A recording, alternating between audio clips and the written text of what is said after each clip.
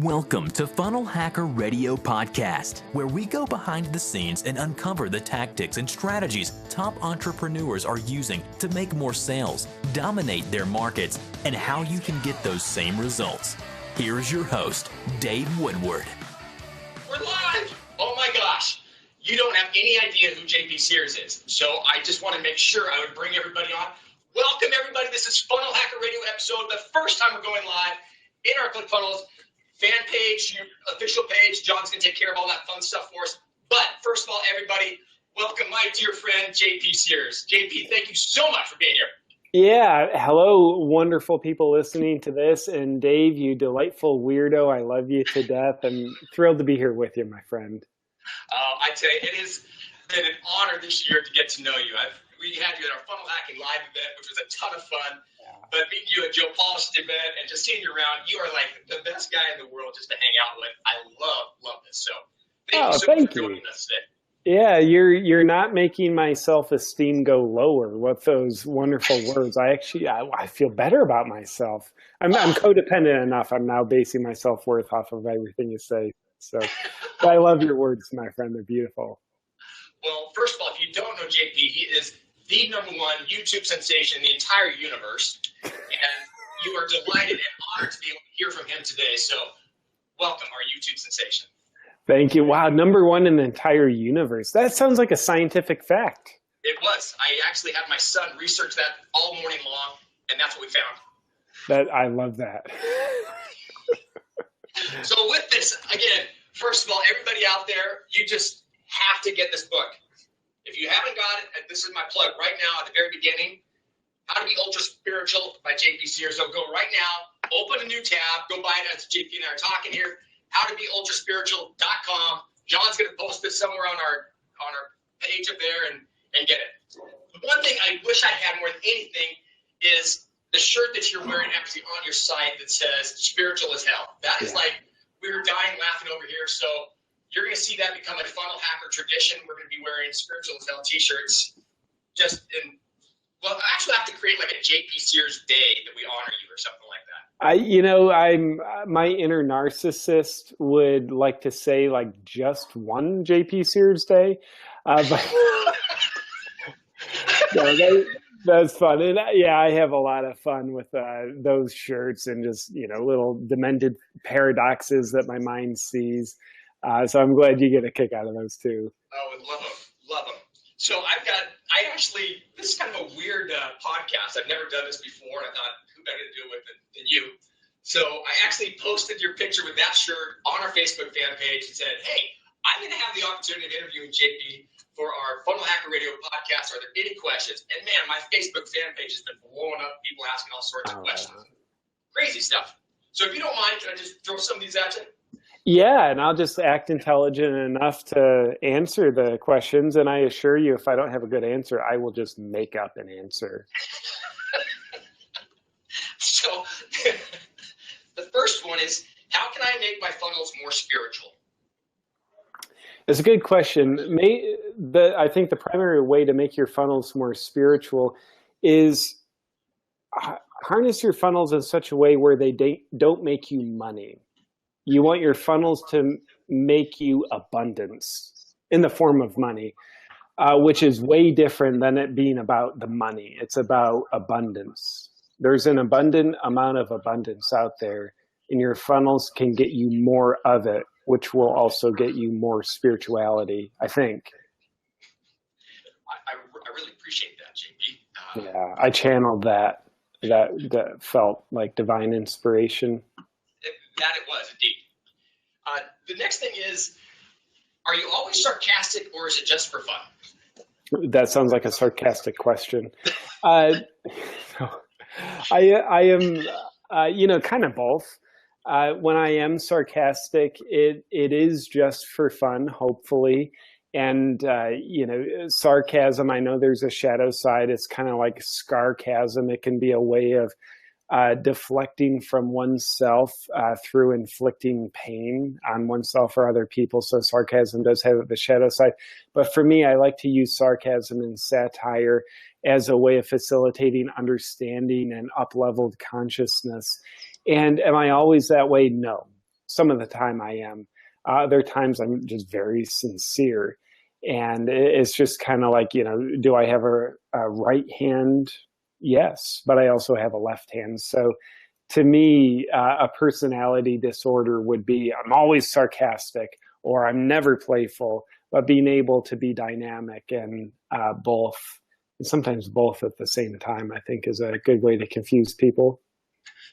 One of the things I actually, as crazy as it sounds, all these yellow tabs, I actually did read the book. I love it. So one of the reasons I loved it is, so my wife is into yoga. And It's one of those things, she's taught yoga for years. And so I was going through and I just loved your yoga varietals here. And primarily because of Bikram yoga, which is hot yoga, which my wife tries to kill me in.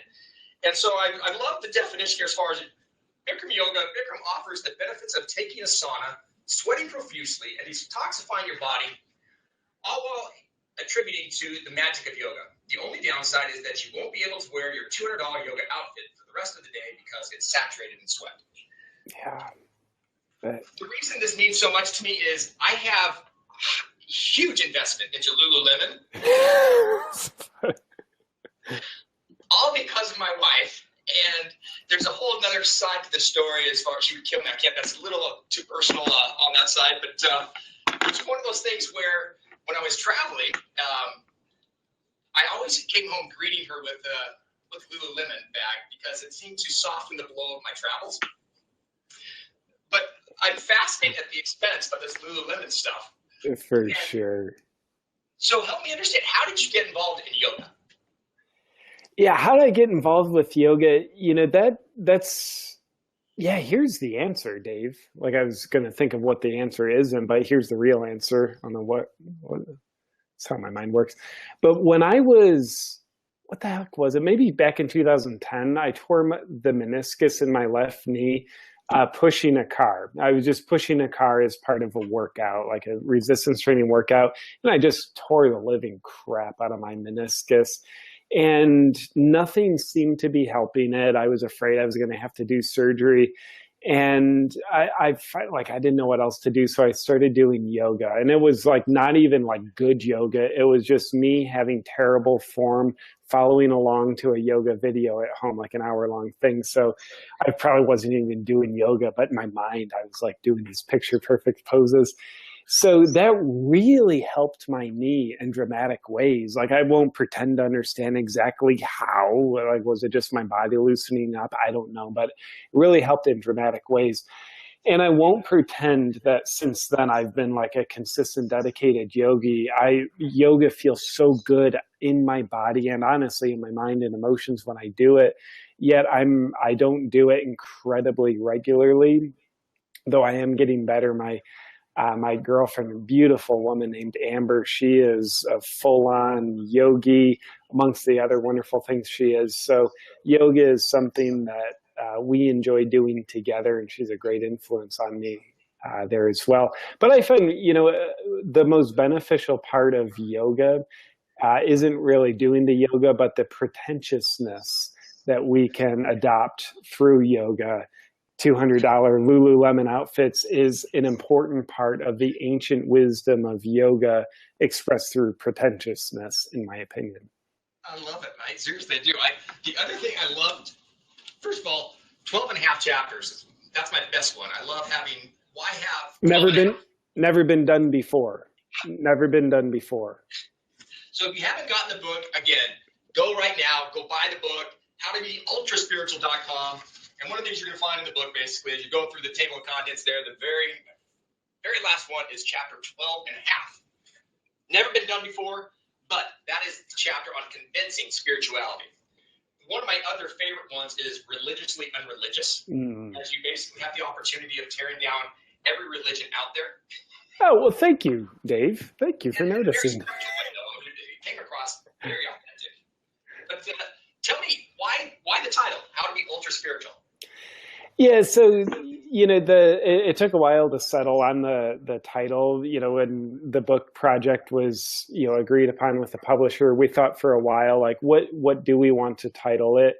And because it was going to be a book, a satirical look at the new age culture, spiritual culture, The title "How to Be Ultra Spiritual," it already had a lot of momentum from some videos I've done, and it just seemed to be the most on point with regard to getting right to the heart of what the book is about. Not how to be spiritual, but how to be ultra spiritual. So yeah, that's a little bit of I think the rationale or the lack of rationale behind the title. I love it. It's fantastic. And your shirts and your sarcasm and everything else, it's created, because one of the questions people were asking was, how did you create your character? Yeah, I love the question because now I get to feel like an eccentric artist when I answer it. And it's my truth. I don't really feel like I created the character. I feel like I discovered the character. Now, keep in mind, I'm being serious, but how ridiculous does that sound? Like, I'm just listening to what I'm saying, like, wow, you sound so cliche artistic, JP. So, yeah, the first ultra spiritual video I did about 2.5 years ago, I thought it was just going to be a one-time video. And when I was making that video, I didn't really know I was like being a character. I thought like, I'm just going to express these perspectives and through dry wit, it's my natural sense of humor. And then, a few weeks later when it dawned on me, like maybe I could make another video. Okay, well, I had, I had band on. It was a little bit of a trait of the character, and there's like, a certain demeanor of the character. So it started to occur to me, like, I think that was a character, and I want to do more of that. And meanwhile, I'm also realizing the character is and always has been a part of me. I'm just kind of pulling it out and expressing that satirical, sarcastic, dry wit part of me as the character. I love it. The fun part for us is we've gotten to know you. You did the video for us for Russell's book, and and you did the video for Funnel Hack Live, which we just absolutely loved. We'll have that down in the show notes, I'm sure. I'll post it someplace here. But the cool thing, it actually has been watching your audience. I mean, so the video you did for us at Funnel Hack Live had like 300,000 views, and the craziest thing is that a lot of your audience is just thinking, oh my gosh, he's totally just tearing them apart, just ripping them. I can't believe that. And then we've got our side of going, oh my gosh, he's just doing an awesome job. It's all about making money. I can't believe it.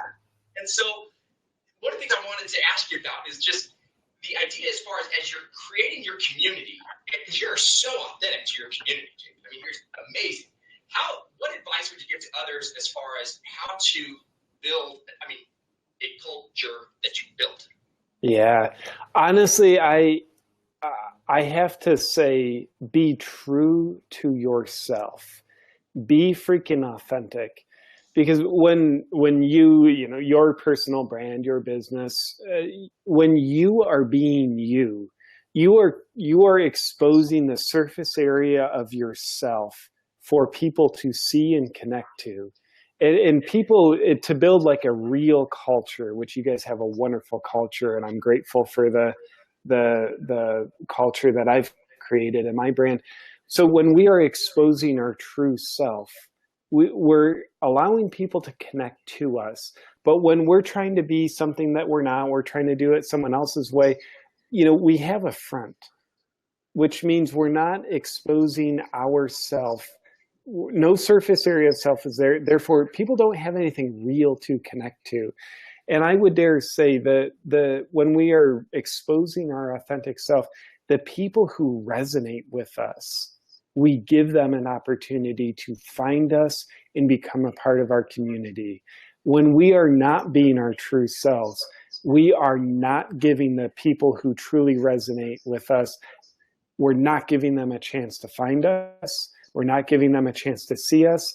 All we're doing is exposing a facade. And guess what? The people who really resonate with us, they will not resonate with a facade because it's not us. And I think the idea of be your authentic self, as authentic as you know yourself to be right now. I know it's a journey. We can all get more or become more authentic. But when we are being our authentic self, it feels so risky. It does, because nobody else has ever become very successful being us. So essentially, we're all pioneers when we're taking the risk of being ourselves. It's scary territory. It's insecure territory. It's unproven territory. But when we try to be someone else who's successful, let me just act like them to the exclusion of all these parts of me, then I think that feels safer. So I think that wards off our fears. But I think it truly is a fear-based mindset, the fear of feeling afraid.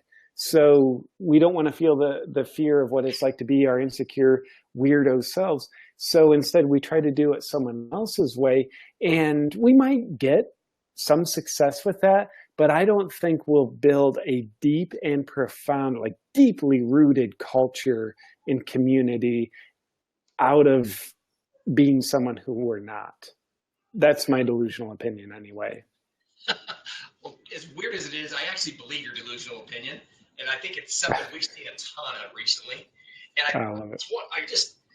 That authenticity is one of the things that when we were looking for someone to bring to Funnel Hacking Live, that was really one of the main things we wanted, was someone like yourself who was so authentic that people just, even so you basically came to Funnel Hacking Live, your little purple shirt and everything else in your basic quote unquote character. Yeah. But man, people just connected with you so quickly who may not even seen or known of you because you're so authentic, JP. I mean, you're so authentic everywhere you go. It's just, I love it. And I think I appreciate that advice.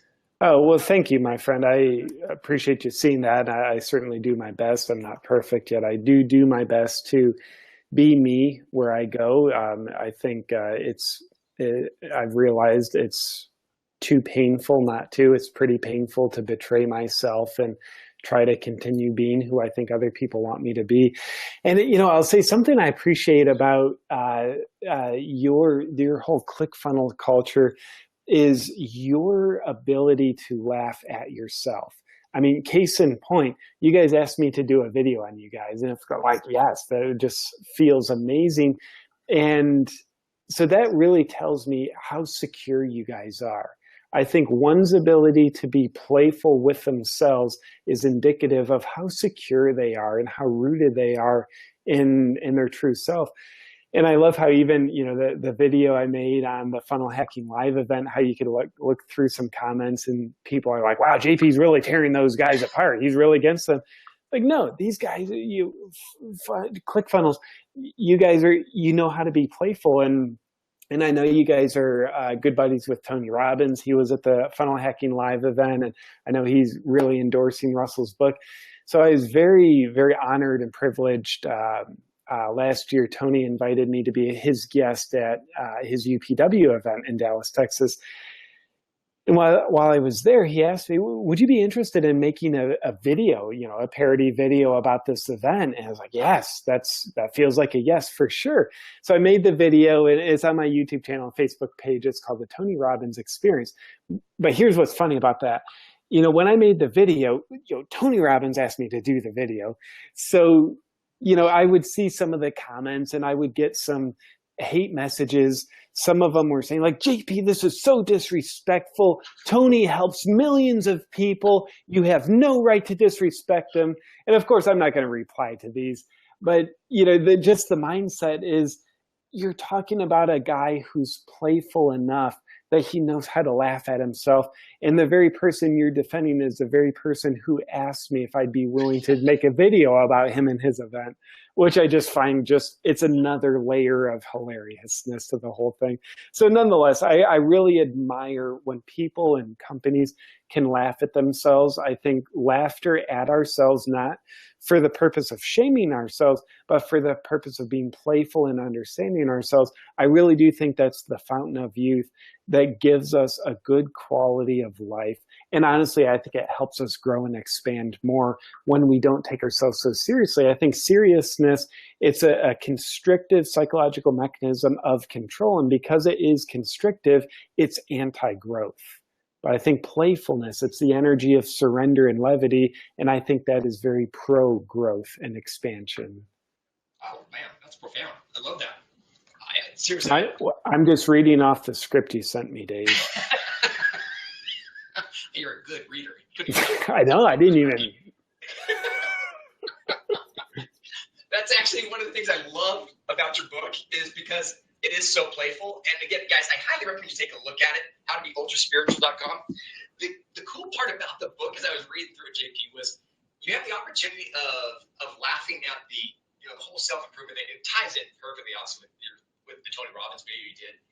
But I think there's a lot of actually really great nuggets in there as well, as far as understanding you as an individual and being able to go out and really develop who you are. And I love that idea as far as growth, because I know it's one of the things you and I were talking about at Genius Network is that concept of growth, and you're always about growth. One of the things one of the people were asking about is, what's your morning ritual and how do you grow? So it's a great segue here. Yeah, to me, it's important to be productive. So in the morning, I sleep until about 3 p.m. Then I watch about 3 hours of soap operas that I've DVR'd. And, then I watch the news so I can understand what I'm supposed to think about for the day. It's on point. But no, here's an alternative answer, which might be more truthful. The first one may or may not be a true story, but it's definitely true that it is a story. So my morning routine, first off, I practice gratitude. And the gratitude is typically my girlfriend and I sharing what we're grateful about for the day, as well as what we appreciate about ourselves. And that is wonderful. It's not only like, okay, I'm getting in the energy of gratitude, but that's also with my girlfriend. It's a great connective, intimate, heartfelt experience with her. And then I'll take a walk. Then I come back, I make bulletproof coffee. And then typically I'm into creative mode. So that might be writing a video script, but ideally I have at least an hour of creativity. And that's just like our childhood is the formative part of our life, and how we are as an adult can be heavily influenced through our formative years. The morning, that's the formative years of our day. So this morning routine. Oh, and a cold shower. That's right after the gratitude. I love that. So anyway, the morning routine, it really helps the formative part of my day be on point, connected to myself, and acting from a place of heart alignment, which in other words means I'm centered in myself. And I can prioritize what are really my priorities rather than other people's priorities. And I can really bring my heart and soul and deliberate intent to them. I love that. Tell me, as far as the creative thing is I've been getting a ton of questions about recently. We've got Russell's doing a lot of filming right now. He's actually been filming you and I filming each other talking. I don't know how that goes. That's kind of meta. Maybe we should film him filming us talking. Jen, go get see if Russell wants to come and jump. Jen, let's see if Russell wants to come jump on this real quick. We'll have to see if Russell can film us filming him having fun together. But in the meantime, as we're talking about that, the idea as far as creativity is one of the things that I get people ask. They always ask, and that is, I'm just not a creative person. You're so lucky to become creative. How do you instill creativity, or how do you help people become more creative? Yeah, first off, by not buying into the BS limiting belief that we all say at times that says, I'm not a creative person. I think the design team, so hold on, let me film you guys. We need like 9 layers going here. Then somehow we're going to reach enlightenment. It's not a dream. So yeah. So doctor, I was having this dream where I was being filmed, and then Russell started filming me being filmed, and it was scary to me. I think this is just all, I'll be over soon. I sure hope so.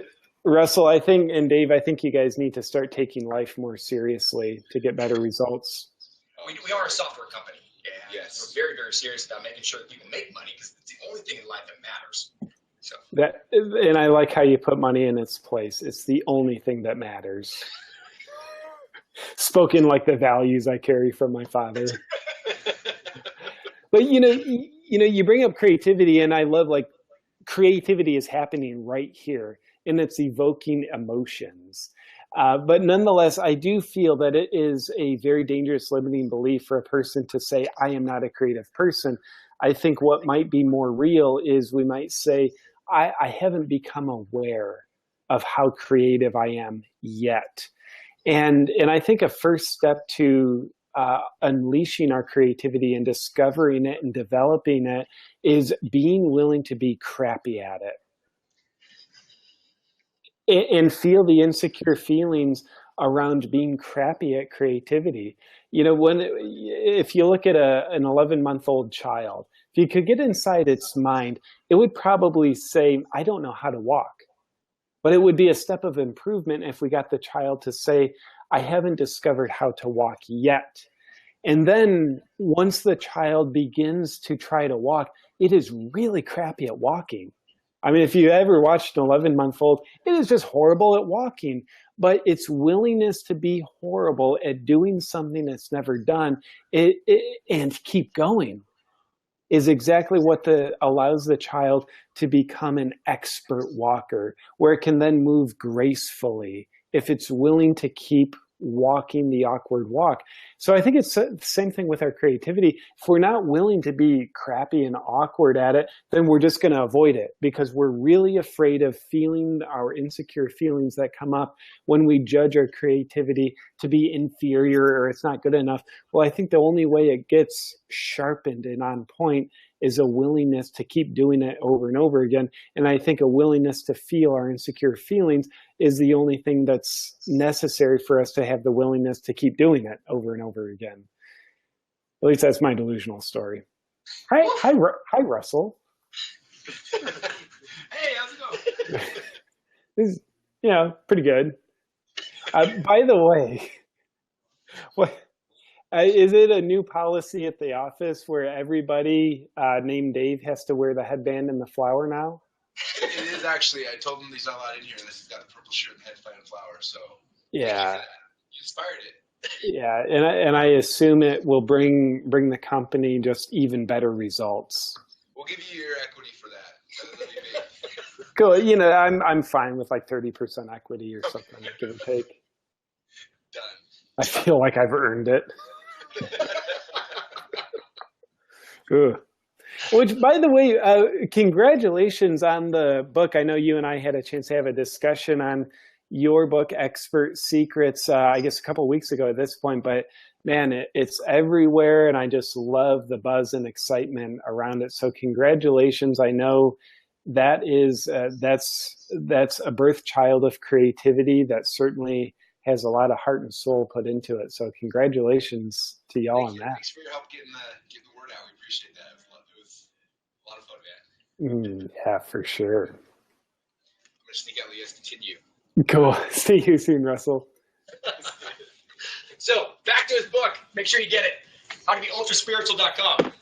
So a couple of last questions here. This is the problem when you get older. You have to wear these stupid things. So that is, let's do some of these stupid things. Why is it important for you to find funny or to find humor in everything? I said that real serious. That was kind of terrible. That's the irony. Do we have to find humor in everything? Maybe not. I think the priority places to find humor in are the places that, 3 places, and I think they're actually all the same place. But the things that we take most seriously, the things that we get offended about, and the things we feel insecure about. I think those are the primary places that we will get the most benefit from when we can find humor in those places. And I think ultimately what humor does when we feel insecure, offended, or serious about something, it helps us unattach to those beliefs, practices, physical things, whatever they are. So when we get a sense of identity in something we're not, we'll take it really seriously. So I think I am my business. I am my car. I am my religious beliefs. When we really become identified with something we're not, I think that's really dangerous to the human heart and psyche, because it means we're losing ourselves. We're getting disconnected from who we really are. So when we can replace the attachment of seriousness with the levity of playfulness, we can still have that cool thing in our life. It can still be important to us, but the difference is I don't think I'm that thing. I don't think I'm my business. My business is something I have. When I can be playful with it, even make fun of it in a respectful way at times, it means, okay, now there's distance between it and me, so I can find more of me rather than losing me, just having my whole sense of self be my business. So to me, that's a huge part of the importance of finding humor in potentially anything, but especially the places that it's hardest to find humor and the things we take seriously, we get offended about or feel insecure about. I love that. Fantastic. It's a great, as we kind of wrap things up here, JP, anything else I love, that's a great way to kind of end things. But tell me, is there anything else you want to share with our community before we kind of wrap things up? Well, the last thing, maybe just a reiteration of something we mentioned a little bit earlier. I would absolutely be a cheerleader and advocate everybody to bring more of your authenticity to your life, your personal relationships, your business relationships, your business expression. I think our authenticity always wins out. I love that. JP, you're a great friend. I love having you on. Thank you so much for being your authentic self. We love you. It's awesome. So thank you so much for being with us today. You're welcome, Dave. Thank you for having me, brother. Thanks for listening to Funnel Hacker Radio Podcast. If you'd like to be notified anytime we release a new episode, just subscribe over at funnelhackerradio.com. In addition to that, we'd love to send you a free gift. You can find that free gift at funnelhackerradio.com/free trial. One last thing is we love giving away cars. So if you'd like access to a free dream car, all you have to do is go to funnelhackerradio.com/dream car and you'll get all the details. Thanks again for listening.